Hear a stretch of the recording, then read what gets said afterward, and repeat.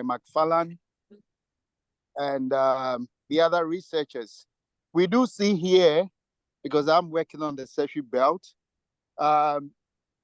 some fluvial sediment as an inlier that is formed. On the main trend, what area, what else do you see as one of the effects of these transitional events? And what role, from the geodynamic point of view, is playing on gold mineralization? Thank you. Mm-hmm. So the transtension, as documented by Helene, it was shown mostly by structures. So she had some folding with, I think it was that the fold axes were quite horizontal, and it was actually inconsistent with normal compression. So that was her argument. Actually, it was the orientation of folds which made her make this conclusion about the transtension. And it would be also, if you see some sedimentary basins that occur at the time, it would be consistent. Like with Stefan, we even didn't see extensional structures, but it's just the presence of the basins or enormous basins that you need to put in place that made us think about extension. So, yep.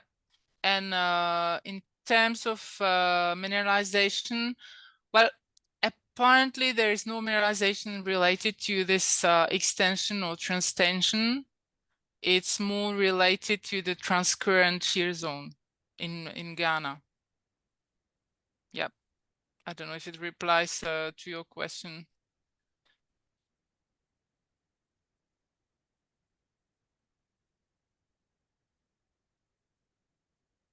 Okay, I think GM Tete has a question. So GM Tete, please, you have the floor.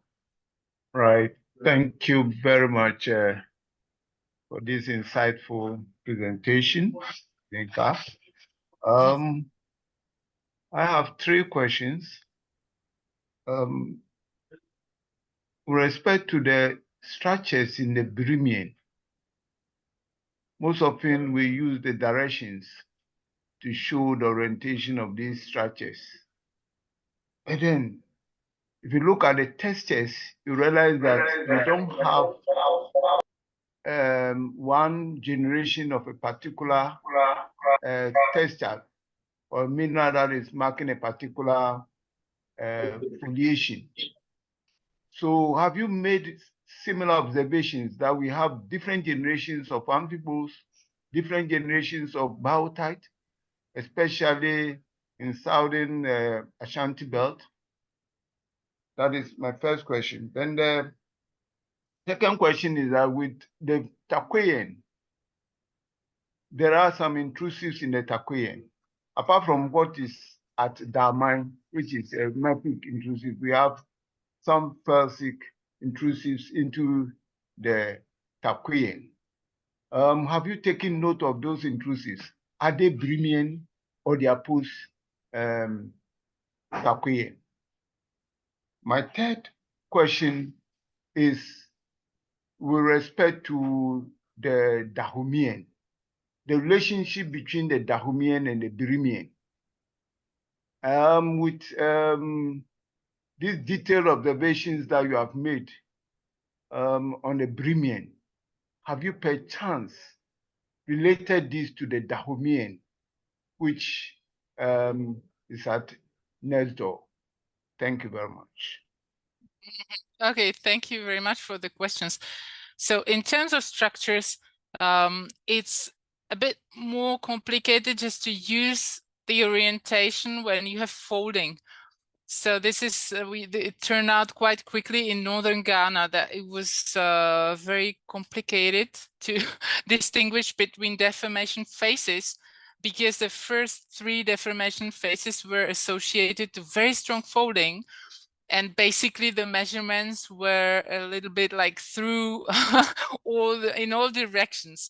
So then we had to use some mean orientation, or try to understand what was the original orientation of the units before their folding.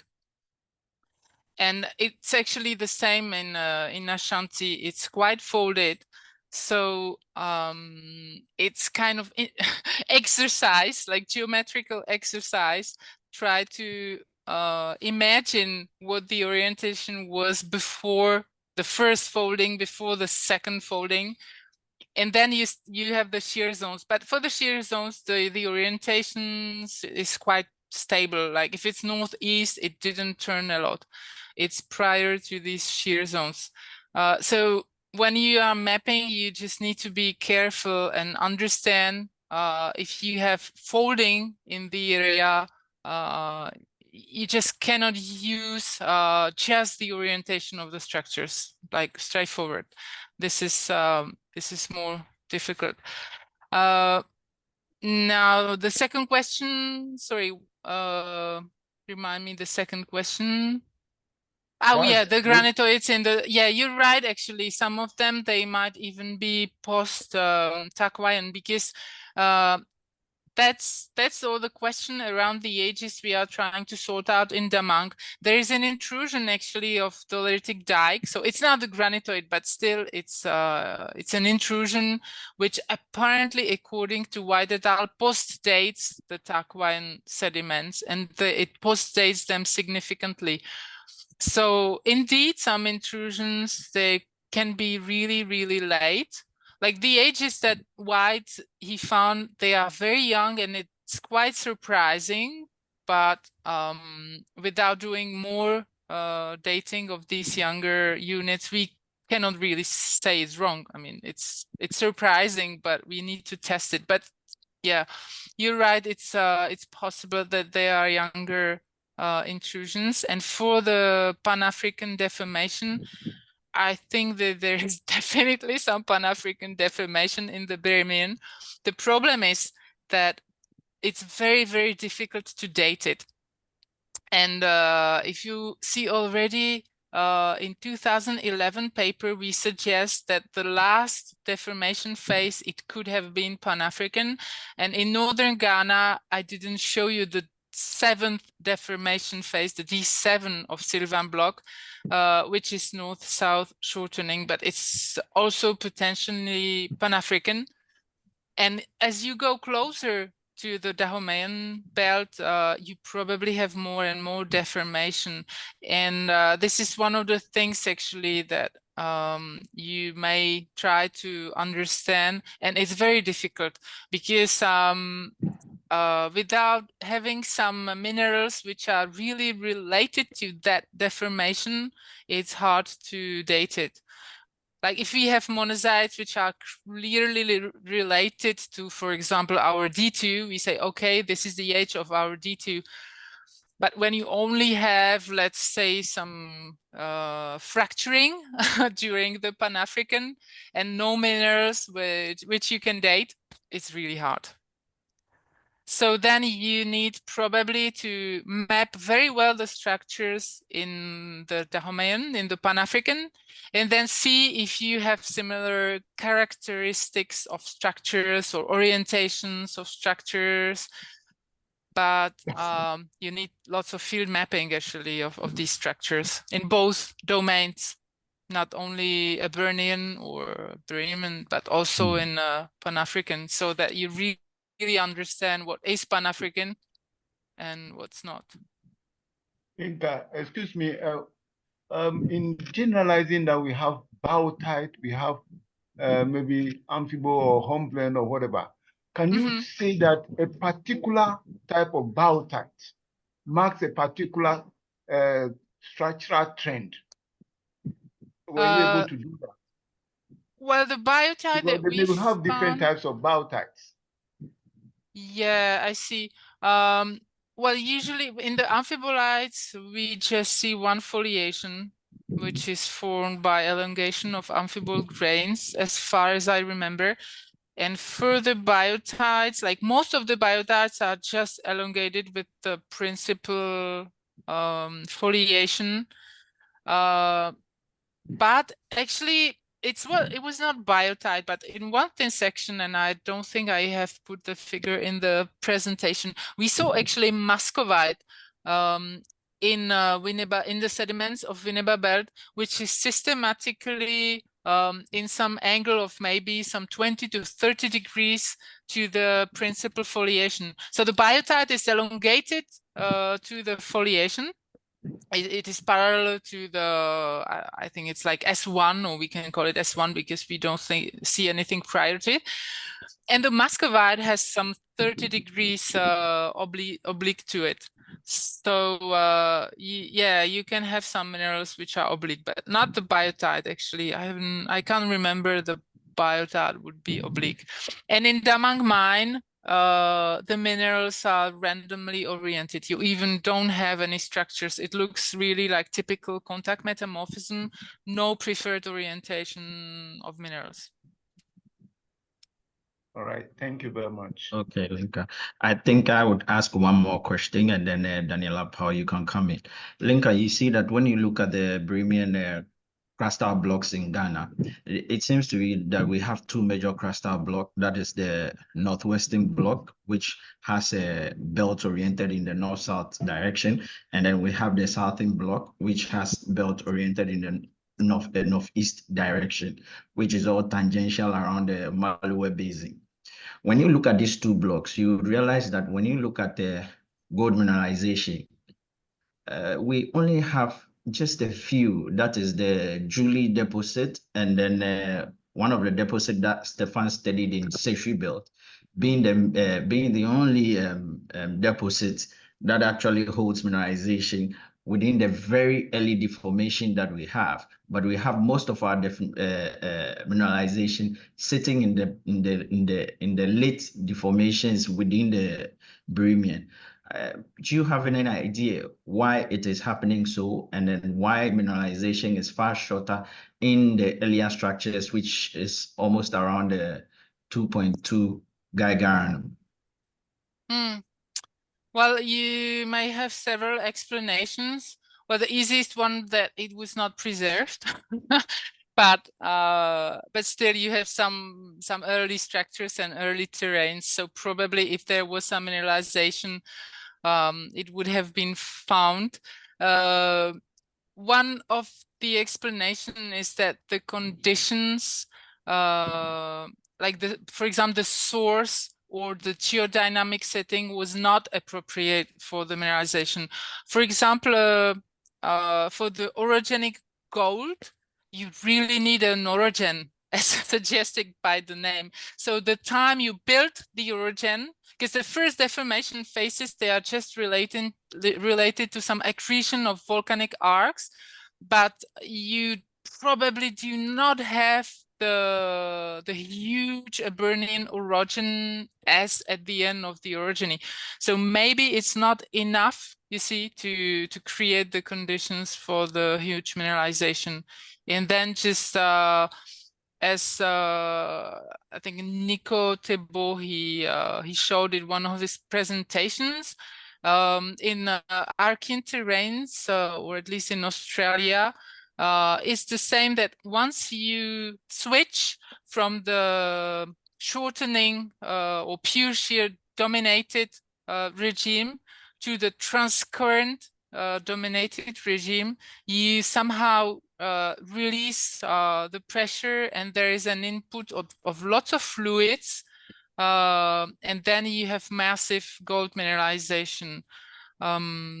So yeah, there are probably several factors. Like you probably do not have the source of the metal which is at place, and you probably do not have the structures also that would conduct the gold from the mantle or something like this towards the surface. And it only occurs when these huge shear zones are operating at the end of the orogeny. That's one of the explications, but I'm sure other people who worked on this topic would have other explanations. too. Thank you. Daniela Powell, please, you can come again. Thank you very much, And Doc. I think after Daniel, we'll take one more question and then we wrap up. Okay, thank you. So, Linka, I know the WASI team did collate a lot of data in terms of dating. Looking at, again, on the Sefwi belt, we do see some level of Takoyan series squish between the metavolcanics and the meta-sediment.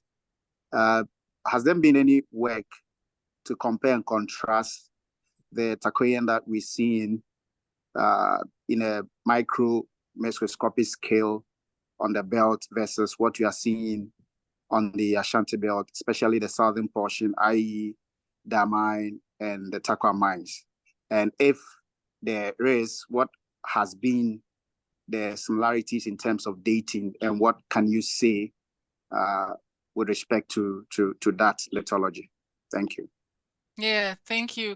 So, yeah, that's a good question. Just an overall question I would start with about the Takwayan basins, and we were always wondering, actually, since the beginning, if it was one huge basin which covered the West African Craton, and then it was later dismantled to these smaller basins, or if it was some localized basins, which are in Australia, for example, called late basins. But since the beginning, they were separated and they just occurred here and there approximately at the same time. And I say approximately because there is not enough dating. So the ages that exist, they show that most of them are really at the very end of the orogeny. In Sefwi belt, Helen, I think she didn't do the detrital zircons in these sediments, so I'm not sure it exists. But from the field relationships, she could estimate that they were again at the very top of the stratigraphic sequence, that they were the last sedimentary unit that was put in place.